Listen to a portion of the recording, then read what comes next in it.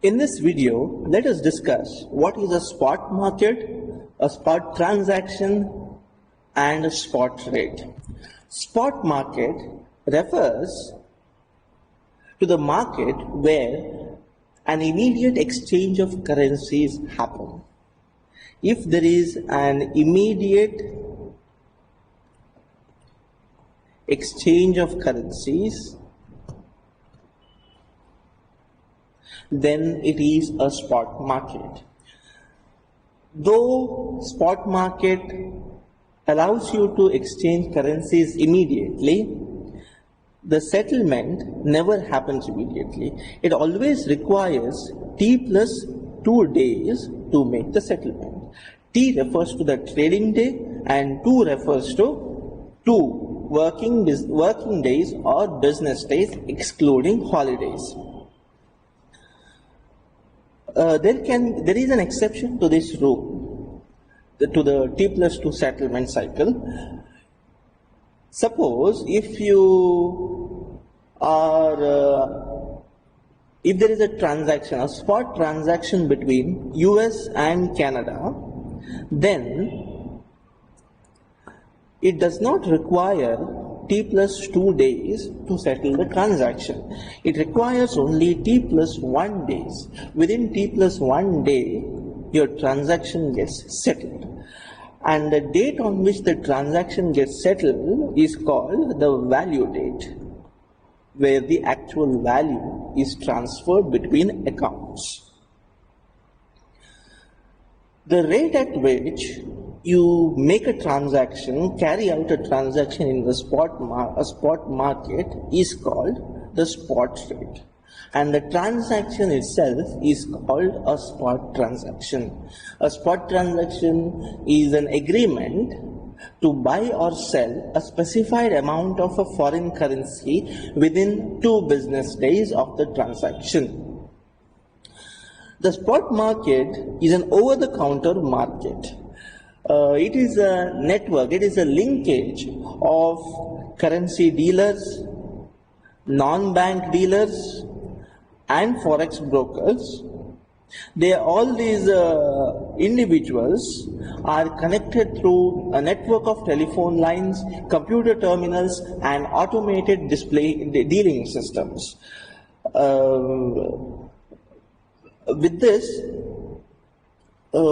With all of these systems, these 3 individuals play a key role in facilitating a spot transaction at the spot rate in the spot market. The best way to explain this spot market transaction is through an example. Let us work through an example. Let's say you have 2 countries here, US and Hong Kong. Hong Kong, there is an exporter who exports to US. In US, there is an importer who imports from the Hong Kong exporter. Let's say the transaction value, the value of the transaction is 1 million Hong Kong dollars. Exporter is trading 1 million Hong Kong dollar worth goods to the importer. He is sending them to US. Importer now has to make payment in 1 million HKD. To make 1 million HKD payment, US importer has to surrender his dollars to the bank, his US dollars to the bank, get converted it into 1 million HKDs, and then transfer it to the exporter to settle the payment. Let's see how this process works. For the transaction to be settled, the US importer has to first go to a bank in the US where he should have an account. Let's say there is an importer account here in the US. Similarly, the exporter should also have an account in the bank. Let's say the banks are, there are two different banks, and bank HK is having the exporter's account. For the transfer of money to happen, there should be an exchange first. Dollars should be exchanged to Hong Kong dollars. For the exchange, an exchange rate will be specified. The rate, let's say the rate is HKD USD 0.1293.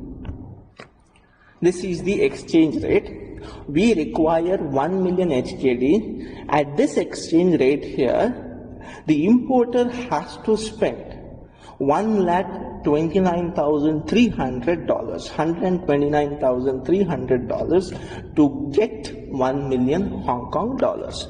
So the required amount by the importer for US dollar amount for making payment is 1,29,300 US dollars.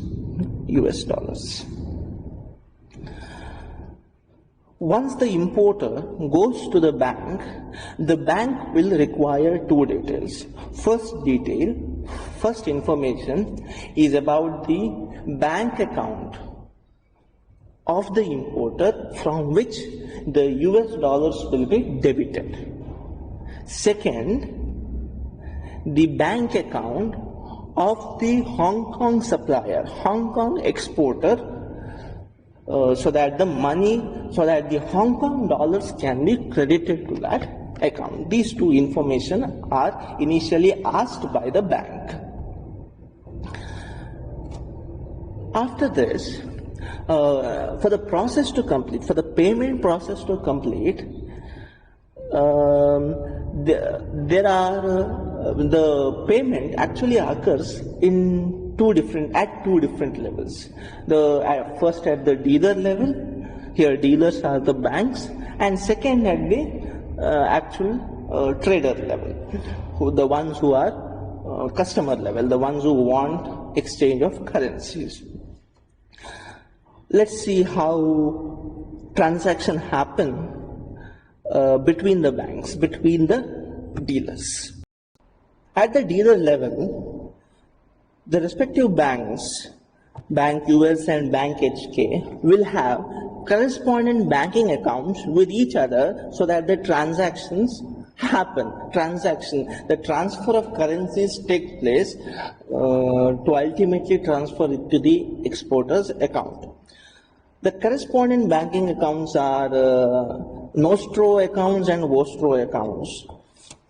Nostro and Vostro. These two are Latin words. Nostro means us, Vostro means yours. With respect to any single entity, suppose say Bank US. For Bank US, Nostro means their bank account, their account with someone else. Vostro means others' account with the Bank US. With regard to Bank HK, Bank Hong Kong, Nostro means Bank Hong Kong's account with other banks. And Vostro means other foreign banks' account with Bank HK. Now in this transaction here, the Bank US needs to have a Nostro account in Bank HK. So let's say it is not necessary that Bank HK only should have an account. There can be other banks as well. But to simplify the example, let's say Bank HK holds Bank US account. For Bank US account in Bank HK is a Nostro account. For Bank HK, Bank US account is a Vostro account. Okay, let's look at the transaction now, how the transfer of money takes place. Again, for simplification, the exchange rate is already given, and we know that the importer requires US dollars 129,300 to get 1 million Hong Kong dollars in exchange. Therefore, for simplification, let's say importer deposits US dollar 129,300 in his importer's account in Bank US, so as to get 1 million Hong Kong dollars. Once this money is deposited in the importer's account, for the transfer to happen to the exporter's account, first the banks, Bank US and Bank HK, will have a transaction with each other. What they will do is, the Bank US will debit importer's account for 1,29,300. Right now the balance is 0, and take that money.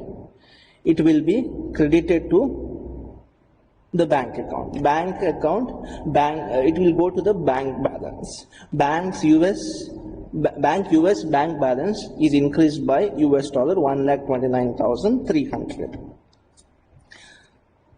Now the bank US will instruct Bank HK to debit Hong Kong dollars equivalent to US dollar 129,300 from its bank account, Nostro bank account. Let's say a Nostro account in Hong Kong is in Hong Kong denomination always. Let's say we have 1 million Hong Kong dollar. Let's say we have the exact change here, exact tender here. Now, Bank US will ask Bank HK to debit its Bank US account for 1 million HKD, 1 million HKD. Now the balance becomes 0 here, and credit the exporter's account who has to receive 1 million HKD. With this, the transaction gets complete.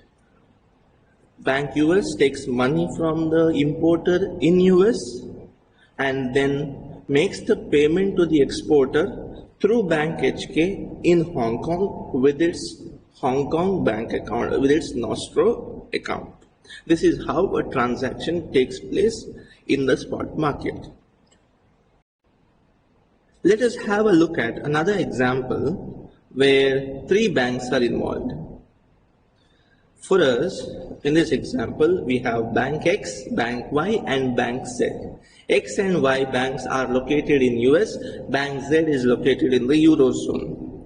The transaction Bank X wants to undertake is to sell 1 million euro USDs. When Bank X is willing to sell 1 million euro USDs, it means Bank X wants to sell euros and get dollars in exchange. And Bank X is willing to do this transaction with Bank Y. Bank Y is the other party in the transaction. So, in return, Bank Y has to buy euros. In the transaction, Bank Y has to buy euros and sell USDs to Bank X. This is the transaction that will take place. Now, in the transaction, euro is involved. Euro is the currency of the Eurozone. And we are in US, whose domestic currency is US dollars.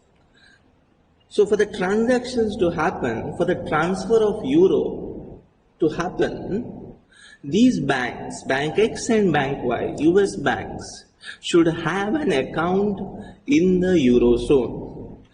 A bank in the Eurozone should hold the euro denominated accounts of bank X and bank Y.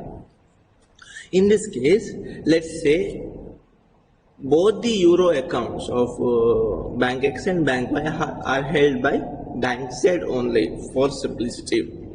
So bank Z has two accounts here, bank X account, bank Y account. For bank X and bank Y, their accounts held by bank Z are nostro accounts. For bank Z, the accounts that it's holding are vostro accounts. There are two legs in this transaction. First is to transfer euros. Euros should be transferred from X to Y. And second leg of the transaction is USD should be transferred by Y to X. Let us focus first, deal with the first leg of the transaction. Let us try to transfer euros first. The transfer of euros happens like this. Let's say when bank X wants to sell euros, 1 million euros, it means it is in possession of 1 million euros. And those 1 million euros are held in the Nostro bank account. Nostro bank account. 1 million euros are already held by bank X, and now it wants to sell those 1 million euros. Bank X will instruct bank Z to debit its account for 1 million euros, 1 million euros, and credit bank Y's bank account for 1 million euros. The first leg of the transaction is complete with this. Now this transaction, though the banks are in US, this transaction has taken place in Europe. The euros have exchanged the bank accounts. See how the second leg of the transaction takes place, the transfer of US dollars from bank Y to bank X. Both banks are in US, so they have US dollars with them. Let's say here there should be accounts involved, bank accounts involved for the transfer to take place. Let's say, for simplicity again, bank Y has an account with bank X, US dollar denominated bank account with the bank X, and it has some balance. I'll write the balance is 1140,123 USDs. This is the balance available in bank Y's account. I have written this amount because the transaction value of the quote, based on the quote, is when 1 million euros will be transferred to Y, bank X will get 1,140,000 US dollars, should get 1,140,000 US dollars. For simplicity, let's say the exact amount of USDs are available in bank Y's account. For the transaction to take place, for the transaction to be completed, bank Y will instruct bank X to debit its bank account, debit its bank accounts for 1,140,000 USDs and take the money. Now this debited balance will go to bank X. So bank X will receive in its bank balance the US dollars from the transaction. With this, the transaction is complete in a spot market. Hope you have understood the discussion and the examples.